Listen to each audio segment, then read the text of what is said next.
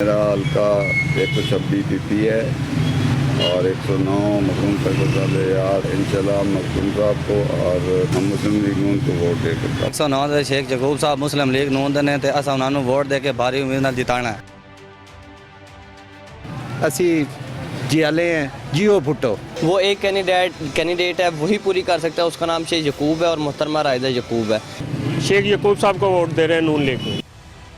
PTI ਨੂੰ ਦੇ ਦਿਆ ਸ਼ੇਰ ਨੂੰ ਵੋਟ ਦੇਣਾ ਇੱਜ਼ਤ ਮਾਬ ਜਨਾਬ ਵਾਲਾ मोहतरम मियां ਮੁਹੰਮਦ ਨਵਾਜ਼ ਸ਼ਰੀਫ ਸਾਹਿਬ ਨੂੰ ਦੇਣਾ ਵੋਟ। शेख यकूब ਨੂੰ ਵੋਟ ਦੇਣਾ ਹੈ ਜੀ ਤੇ ਨਵਾਜ਼ ਸ਼ਰੀਫ ਨੂੰ ਜਿਤਾਣਾ ਹੈ ਜੀ।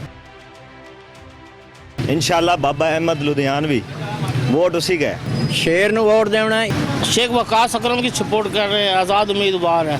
मुस्लिम लीग नून दे सपोर्टर हैं, अपना MNA ने ते असी शेर ते ही मोहर लानियां।